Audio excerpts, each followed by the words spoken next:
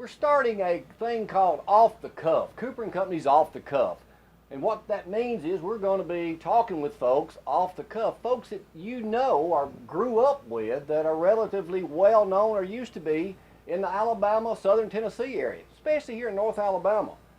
So one of the ones we're starting with, and we're honored, the legendary morning show television host when we all were kids, Mr. Benny Carle in Florence, Alabama. We're honored, Mr. Carle. Benny, it's good to see you. Thank you, Jamie. Thank you very much. It is good to see you. When was the last time you were on live TV? The last time? Yeah, live TV. Good gracious. I think we sold Channel 48 in 1972. And that was the last time I was on the air with my kid show. Oh, that's a long time ago. Well, first and foremost, happy birthday. Thank you. Thank you. You just turned 87. 87, right, yeah. You're still working. Yeah, yeah. You're here in Florence. Still got TV, radio still going. Well, my son Benji, of course, runs the day-to-day operation totally. And I come in here and try to keep out of trouble. You started, if my memory serves me correct, you were the first person to be live on television in Alabama? 1949. When TV first came to Alabama, it was on Channel 13 and Channel 6 in Birmingham. Channel 13 went on the air 2 weeks before Channel 6 because Channel 13 had live cameras. And the first thing they wanted to do was have a kid show because kids were watching TV. The adults didn't understand it. This is 1949. 1949. So that's when you started your kid show? Yeah, 1949. The other station didn't have cameras yet. So we started, and I went up to the station, up on the mountain, Red Mountain. It's still there, yeah. And I put on a cowboy hat and a shirt and introduced the Western Theater, which was a cowboy movie every afternoon. I had seen those cowboy movies when I was a kid. You know, Buck Jones, Cowboy, Tom Mix, Roy Rogers, Gene Autry, all of them, and we started showing those movies. Well, I started showing those movies, and next thing you know, some children showed up in the park right across the street from the station. And I got an idea, hey, I'd call the children up to the station. And they came in the studio and sat on the floor. And I started asking them questions and talking about them a little bit too, you know. Next thing you know, the telephone started ringing off the wall. All the Brownie mothers and the Cub Scout dens in town wanted to be on the show too. We made all the reservations for several months ahead on a daily basis. Well, let me back up a little and get back to that. How did you get into TV prior to 1949? I was in radio. You were in radio in Birmingham? Out of Birmingham Southern College, where I went to college, Birmingham Southern. I graduated in 47. No, I graduated in 1950, but I was in TV a couple of years while I was still in college. Now, were there any other stations in Alabama at the time? No, not at that time. So you were the first person literally to broadcast live on television in the state of Alabama? If there was anybody else, Montgomery, Mobile, Huntsville, anybody, they sure didn't make themselves known. But you did. I did. All right, so you started bringing these kids in, so we'll get back to that too. But how long did you do a kids show in Birmingham, and then you came to WMSL in Huntsville? Okay, I stayed with Channel 13 for 5 years. Then I switched over to Channel 6 another 11 years. And then I came to Huntsville in 1965 and stayed until 72.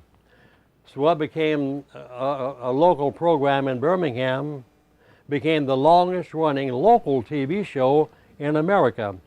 And for those who keep such records, they tell me that still stands. Local TV. Now, Tom York stayed on as long as I did, but he didn't start before I did. Yeah, Tom and I flew in the Thunderbirds back in '77 together. He flew it. Really? Yeah, unfortunately, I threw up in mine. He didn't. He was able to handle it a lot better than I did.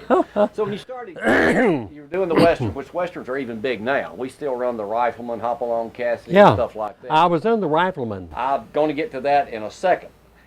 When did you start bringing guests in? Because I know you had Captain Kangaroo, the Lone Ranger, the original Lone Ranger. Yeah, the original. Cisco Kid. Brace Beamer was his name.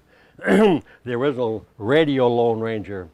Cisco Kid was Duncan Ronaldo. Right. They all heard about my show in Hollywood, and when they were on their tours promoting their own movies, they'd come straight to my show. Johnny Mac Brown was on my show. You remember Johnny Mac Brown, Yes, the great I do. football hero of Alabama? 1925, Rosemobile. You and I only have one person in common that we both interviewed. Pat Haney, was that his name, from Haleyville? Yeah. Pat Buttram. Yeah, Mr. Buttram. Haney, Mr. Haney on that. Pat Buttram, good friend of mine. Yeah. He passed away too. He did. I would assume, you being 87, that most everyone you've dealt with in the past has passed away. You had to remind me, huh? Well, I mean, but you're in amazing shape. And do you still hear from a lot of kids, and I know you do, Benji's told me, that were on your show? Oh yeah. Almost on a daily basis. I got a website, and they go to the website, bennycarle.com, and there's a place on there where they can talk to me, email me. And I get 8 or 10 a day from all over watch out, all over the world. When they grew up and went wherever they went, all over the world in their professions and whatever they became, they still remember the day that they appeared on my show. Did you do birthday parties too? Absolutely. Oh yeah. Birthday parties was the main thing. A lot of cakes. We gave away free cakes. How many kids do you figure you put on TV? Kids and Then kids.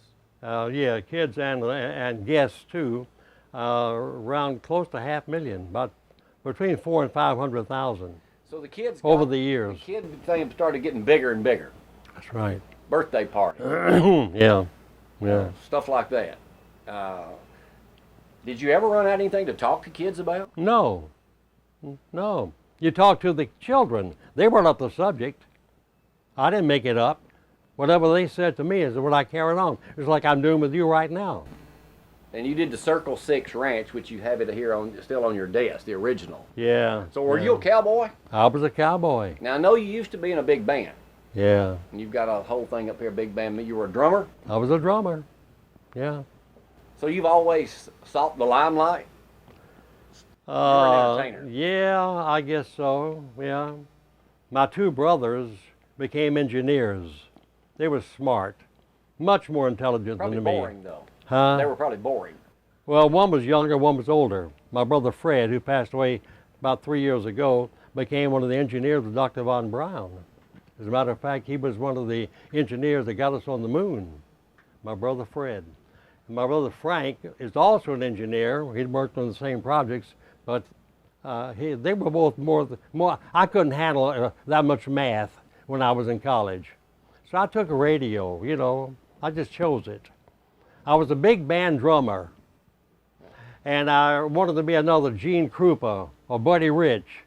And when I realized I wasn't going to be those guys, the next best thing was to get on the radio and play their music. And that's what I did at WAPI in Birmingham. Do you remember what kind of money you made when you started out in TV? Yeah, I do remember. Never forget. $35 a week. And I was a top pay. At the station? Mm-hmm. Did you ever work in sales back then, or did you just say, okay? Yeah, I always helped sales, yeah. Now, Selling my own show. When Captain Kangaroo, he was kind of the biggest of all, wasn't he, doing morning television? Captain Kangaroo was a good friend. His name was Bobby Keeshan, Robert Keeshan. I visited him once when he was doing his kid show in New York, and it was on WCBS TV Channel 2 only. I visited him one time to learn what he was doing, and we got to be friends. And later on, many years later, he came to see me on my set in Birmingham. I've seen the picture. Yeah, I became a cowboy. He never did. I became a cowboy because I was showing cowboy movies. How did you get on the Rifleman? Well, now that's another story. Chuck Connors. I love that show. Oh yeah. We run it on our station now. The name of the episode that I was in was called The Assailants. The Assailants. Chuck Connors at one time was a baseball player, He played professional baseball, and his home team was Birmingham, Alabama. He was sent as a farm team, Birmingham Barons. And he came down to Birmingham, and he appeared on my show one time as promoting the ball team. Later on, when he became the rifleman, he had a promotion to get some of the top personalities from all over the country at the ABC affiliates, and we were one of them, to come to Hollywood and be a part and take a part in his movie. Well, because he had appeared on my show, he gave me a speaking part. Get out. In The Rifleman. Yep. Still remember it? What was your line? My line, Amos Blaine was a telegraph operator, and I played the part of the hat. Yeah. If you're right, they could have ambushed some real troopers up in the hill country. Yeah. I'll wire Fort Clayton and see if I can get any information on this Lieutenant Price and his men. Good. Meanwhile, maybe I better pick up a few boys and ride out and meet the senator. No harm in sticking close to him till you check those troopers out. I should have an answer by the time you're back.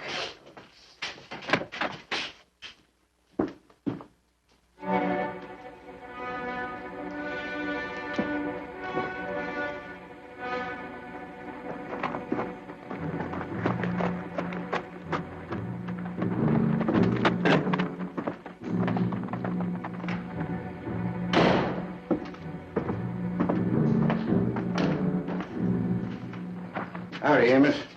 Hello there, Marshal. I was just getting ready to close the office. Well, stay open for a while.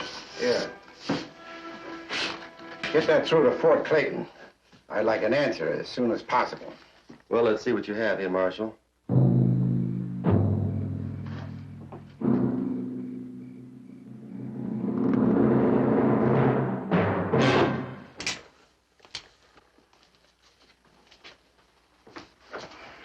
What's the idea? If you don't mind, Marshal, I'd like to see what you're so anxious to get through to Fort Clayton.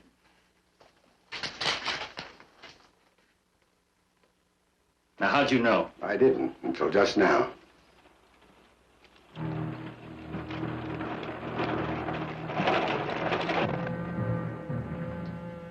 Now, if that kid walks in here, you better get rid of him. Or I'll blow a hole through both of you.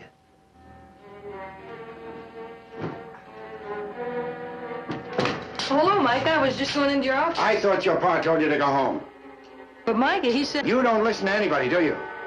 What's the matter?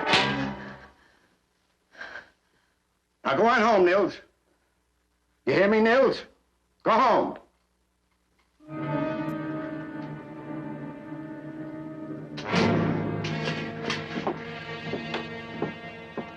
You're pretty tough, aren't you, Marshal? It's the only way to handle a boy. I got a little errand for you. You're gonna go over to the hotel and get that lieutenant and bring him over here. Do what he says, Amos.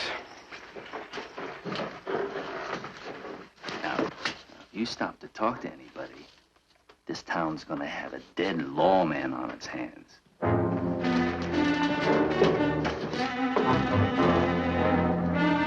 Yeah. You know that Johnny Crawford, kid who played Mark, has a big band now and was in Huntsville a couple of years ago and did a thing. Johnny Crawford does. What about the big band? He's got a big band. That's Oh, what he yeah. does. He's 65 years old. Well, Johnny was with us on that show. He sure was. That was 1962. The Rifleman was a big hit. Oh, yeah. The biggest 7 problem. years. Right. Ran 7 years. So, interviewing kids and having all these people on there, why aren't there more kid shows on today? I don't know. TV stations just don't have that anymore. I don't know why. I guess it ended when we sold our station. So you were in Birmingham, you did the kid show, you came up as part owner, I'm assuming, WMSL out of Decatur. Right. And then you moved it over to Huntsville. Became 48. And it became Channel 48 what it is today. Yeah. Do you miss television? You know, after you get to a certain age, of course I miss it. I just can't do it anymore. Did you wear makeup back in those days? Makeup? Yeah. No. You didn't? So you never wore makeup in it? Not that, no, I've no. got some on now. The only makeup I ever wore was when I was on The Rifleman. They set me in a room where the makeup people made me into an older man. make stuff on my face, you know, that they had to have for the lights they were using, 40 millimeter cameras. What is your fondest memory of being known by everybody and one of the most popular people ever on television in the state of Alabama? My fondest Yeah, memory. yeah. Actually, the best memories I ever had was after I got married and had my own children come on the show with me. Benji, Jay, and Jim. Yeah, they came on the show with me. You say there's no video that exists of your program. No, that was before videotape was invented. And after it was invented, my show was off the air. I didn't tape any shows at all. Let's go back to a few guys that are still around you work with. Country Boy Eddie. Oh, yeah. Is Eddie still around? Ed is a good friend. We hired Country Boy Eddie to do the early morning show. You know, He did a good job at it. Oh, he was perfect, great. And when we hired Tom York, Tom came on and was doing the news on his show. But they felt like, you know, news and the country show didn't mix too well, so they put Tom on earlier than Country Boy Eddie, and he became the morning show. Then later on they switched it around again, and Eddie came on earlier than Tom. But Tom and I go back way back to the first days of TV. Do you miss television? Yeah. How you think TV has changed? There's so much stuff on now that it's not worth watching. Still, is there a market still for local television shows? Maybe not kid shows, but I mean, we do local, but you know, we're still The thing fighting that the big boys. the thing that distresses me the most about television today is the immorality of it. There's a lot of that. Too much. You can get away with a lot of stuff now on morning TV. You know, we did programs back in those days. I had a Saturday morning show at the Alabama Theater, which was the biggest theater in the state of Alabama. And the kids who had a ranch hand card, I gave away ranch hand cards. Yes, sir. You know, members of the ranch hand, and they would come down and go to the show on Saturday mornings.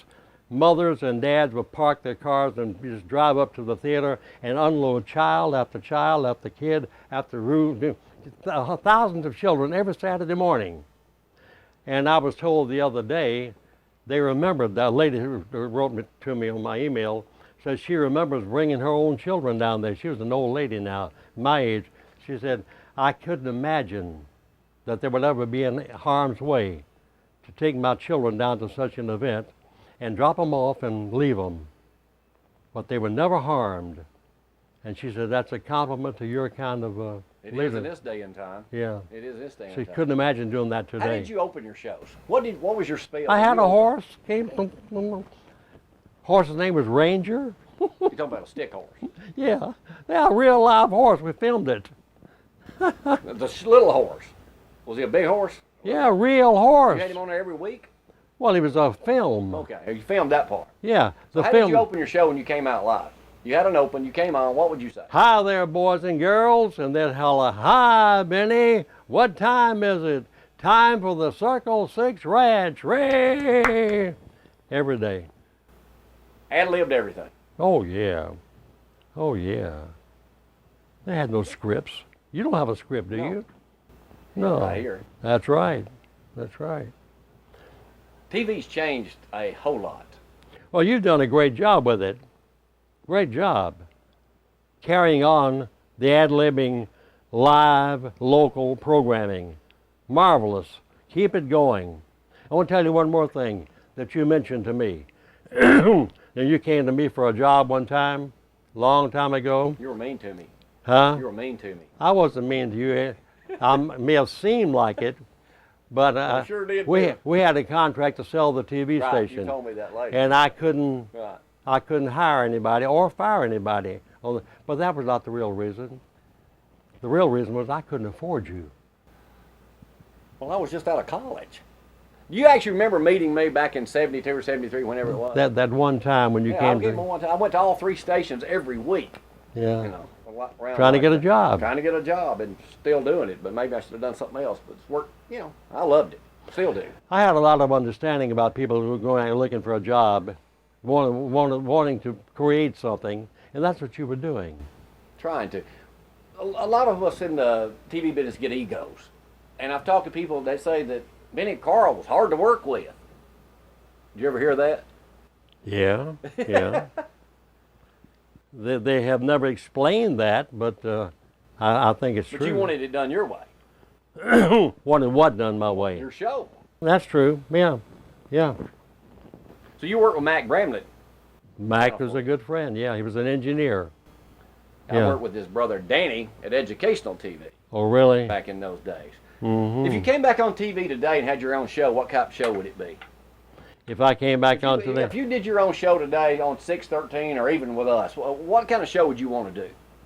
what kind of show would you need? Good answer. What kind would you need? And I'll see if I qualify. I think you got the experience. I've noticed you still do, you're up to date on computers, you're on the internet, you're doing all this kind of stuff. Yeah. When will you ever just say, I mean, you're still in the business, so it still counts. You've been in business longer than anybody, active and still doing it. You're a legend. People ask me how I've stayed in the business this long, and my answer, excuse me, I don't have the voice for live radio or TV anymore. My answer's always been, there's no heavy lifting. Did you start out doing Jack's Hamburgers commercials? Yeah, yeah. Me and cousin Cliff Holman. I'm Cousin Cliff. Yeah, That's another one. yeah. I engineered and hired him. At Channel 13, I was on the air there doing the Jack's Hamburgers commercial. And Cliff came along as a comedian, magician comedian, as a guest on my show. And I always said he was such a great comedian and a great He's a magician and a magician. comedian. Yeah, he turned me into a straight man. And I liked him and I kept him on. Next thing you know, another sponsor wanted to come on that was competitive to me. I think it was a bread sponsor. So we had to create a show for Cliff to come on after mine, and he took that bread sponsor. And from there on, we've just stayed friends forever. Even when I went to the other station, Channel 6, we stayed friends forever. Cliff was a great friend, a long, great friend of mine. And so was Bill Wright, another name that people seem to have forgotten these days. He did the Uncle Bill show that replaced mine. When I left Channel 13 and went to 6, he took over my own show on that station. When you would go out, say in the 50s or 60s, out with the three boys, your wife, whatever, what was it like? Did people consider you the Chuck Connor of that era or that area? I mean, you had to be just so well known you couldn't go anywhere. That's true. Yeah, but I did go anywhere I wanted to go. They recognized me, but it was fun. I loved it. When it's all said and done, and you live to be 100, but how do you want people in, not only in the TV industry, but just all together that were on your show and everything, and people like me that grew up watching you, how do you want all of us to remember Benny Carle? What do you want to be known for? What do I want to be known for? Remembered for? Well, as an honest, good Christian man. A religious person. I really am. And if anything has given me any longevity at all, that's what it is. You're still working. Yeah. Anything else you wished you had done in the television industry? No, I can't think of anything. Like I told you a while ago, I did for what I did from the time I could do it till the time I can't do it anymore. With everything like it is My now, voice gives away at a certain age. the internet or stuff like that, how does local television survive today? How does it? How do we survive today? Well, There aren't many Benny Carles. If there's anybody compared to somebody like you, it's me. Yeah, I agree. How do we survive? And what after me, what happens to television, local television? There'll come a time when you will retire. So think about what you would say if somebody asked you that question. Well, I hope that question doesn't come from me for quite some time. Well, I hope it doesn't either. I hope you had as long a life in it as I had, because I got off the air when I wanted to, not when I was made to. You know, when I tell people, I've Because been made to come off a few, but when I tell people I'm going to interview Benny Carle, they say, "Is he still alive? You're in amazing health." Yeah. I hope I feel good. Nothing hurts so far. You miss television, doing Yeah. that live thing with kids. Yeah, that I do miss. I love children. And I love to talk to them. And I didn't talk at them, I talked to them. Speaking of children, I want to bring up something you mentioned earlier. You put black kids on. Yeah. When did you first do that in Birmingham? Had to be 1951 or 52, somewhere in that era. Now, that wasn't too good. Well, I didn't know they were, was any problem. Their group had called up and made reservations, just like anybody else. And when the day came for them to be on the show, I didn't even know what color they were. I had no idea until I got a phone call from Bull Connor. And Bull said, "I know what you're doing, and I'm going to have to give you some protection." I said, "What kind of protection are you talking about?" He said, "Well, in case something happens, you're going to have the black children on." So he sent a couple of squad cars up to the station. When the children arrived, were on the show, and when they left, and nothing ever happened. Bad, nothing happened. I treated them just like anybody else, and they were so perfect. So they were children. And I asked you this earlier, and you said it wasn't ever true. My preacher buddy from Lindsay Lane Baptist says, Dusty McLemore says, "You got to ask him about the little black boy saying somebody farted on TV." You say that's not true. It didn't happen to me, and it didn't happen to Cousin Cliff, and it didn't happen to Bill Wright. And we were the only 3 kid shows in Birmingham, but they all got blamed with it. We all got blamed with it. And that same joke, as I told you a while ago, never happened, but it continued to go all over this world. I think people everywhere I've ever known have always brought, "Did that really happen?" And sometimes keep them from, because they're, you know what they say? "I saw it." Yeah. We know Johnny Evans, a great friend of mine. Yeah, Johnny. Johnny's still around. He's about 80 now, but Johnny did a kid show. Yeah, Johnny was my colleague in Huntsville. Right. Yeah, Johnny on the other did that, and a lot of kids still remember him from that. Yeah. It's amazing you had that. Did Johnny kid. get blamed with it too? No, I don't know about that, but you had so many kids on, yet nothing ever happened to a single one. I mean, that's got to be the way things are these days.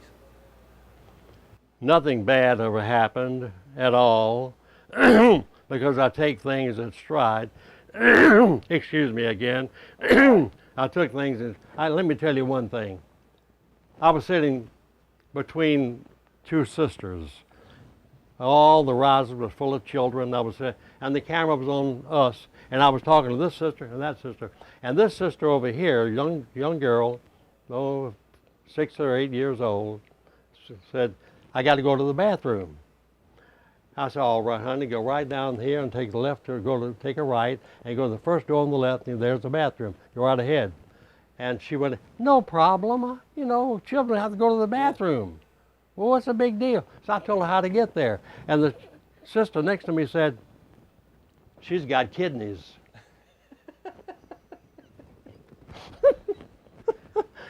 And I thought that was pretty funny. Yeah, it was. It still is. How did you end your shows? How did they end it? How did you end your show? If you look right there, and my camera's going right there that Brad's got. How did you end your shows? You want me to bring this one to an end? Is that what you have in mind? I'm getting close to that, but I wanted you to tell me how you ended your shows. Boys and girls, I'll see you tomorrow. May the good Lord bless and keep you. Bye-bye. Now, if you were trying to end this one, which you just gave me a hint you were trying to, how would you end this interview this conversation you and I have had? Keep on watching Jamie. He's got a good show. He keeps you entertained, and I was proud to be on it, and I want to thank you for calling on me to be on your show. Well, you put me off long enough. Benny, I hope I made up for it. you made our childhood great growing up when you were at WMSL. You're a living legend in the broadcast industry in Huntsville and all North Alabama, Birmingham.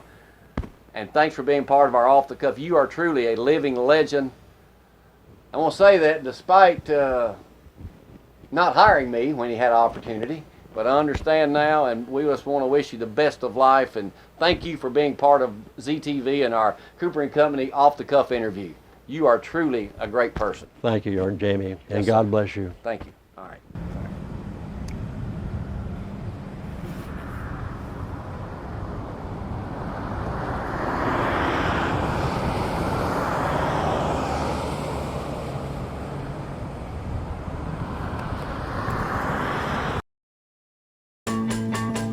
Well, I'm a traveling man. Yes, I'm a traveling man. Yes, I'm a traveling man. Well, I'm a traveling man.